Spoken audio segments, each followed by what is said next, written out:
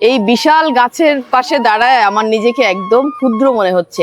মানে এত বড় গাছ আমি আমার জীবদ্দশায় কখনো দেখি নাই, এত মোটা।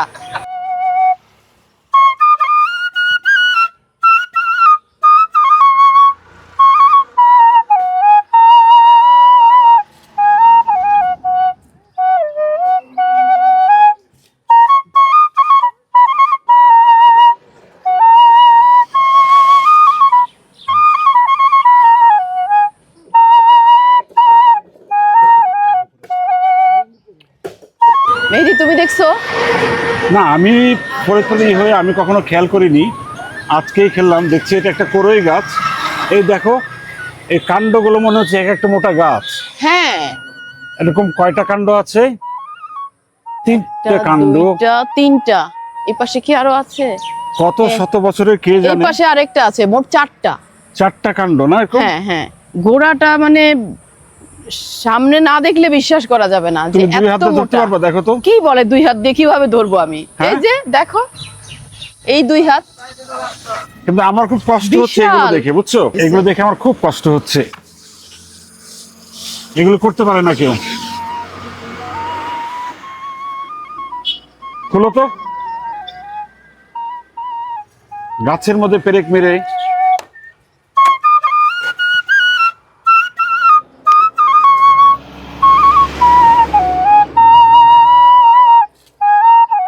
এমন পেরেক, শক্ত শক্ত পেরেক দিছে যেটা লাগানোও যাচ্ছে না, খোলাও যাচ্ছে না।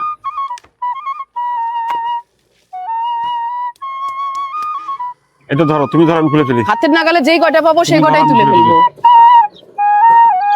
যাক।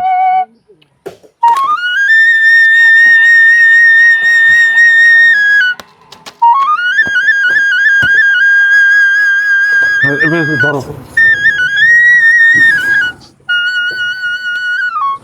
মোটামুটি অনেকগুলো খুলে ফেললাম। এখন একটু গাছটা মনে হচ্ছে নিঃশ্বাস নিতে পারবে। এখন গাছটা দেখা যাচ্ছে। উফ, এই গাছটা যদি আপনারা কেউ দেখতে আসতে চান, এইটা হচ্ছে, এই যে সামনে হচ্ছে বিসমিল্লাহ শাহ দরগা, দরগার পাশে এই গাছ দেখেন কত মোটা মোটা কাণ্ড।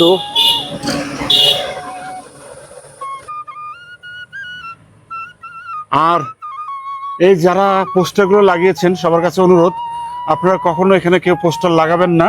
মানে এই পোস্টারের জন্য কিন্তু এই যে গাছের যে সৌন্দর্য, গাছটা যে এত বড়, মানে এটাই কিন্তু বোঝা যাচ্ছিল না।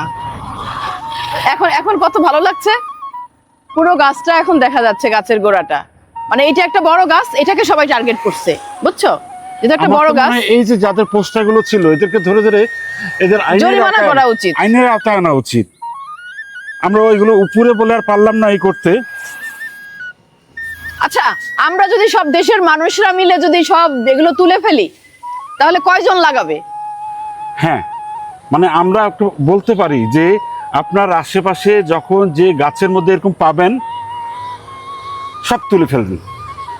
মানে লাগাচ্ছে কিন্তু গুটি কয়েক কিছু মানুষ, হ্যাঁ, তাই না? হ্যাঁ। আমরা যদি সবাই মিলে এরকম করি, আমাদের আশেপাশে যত গাছ আছে, আমরা যদি এই বিজ্ঞাপনগুলো তুলে ফেলি, তাহলে ওরা লাগাবে কয়জন?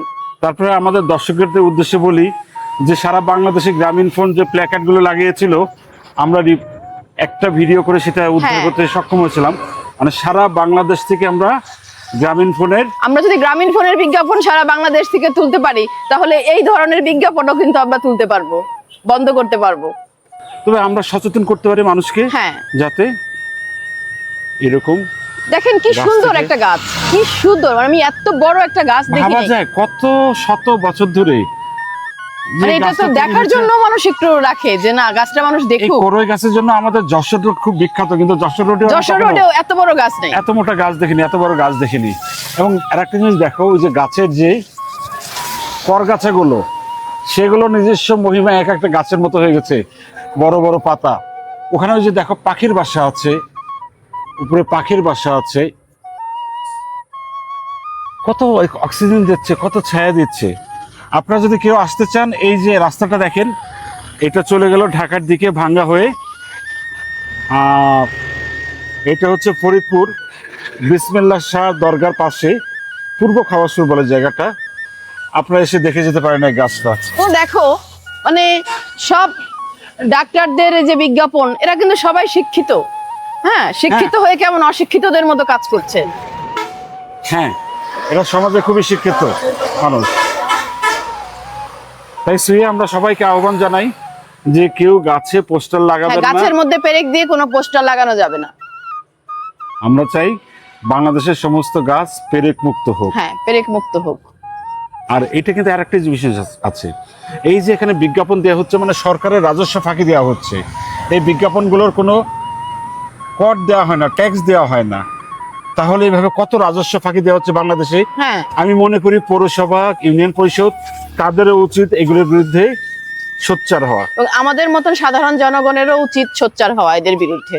এখন তোমার মতো আমারও বলতে ইচ্ছে করে, এত বিশাল গাছ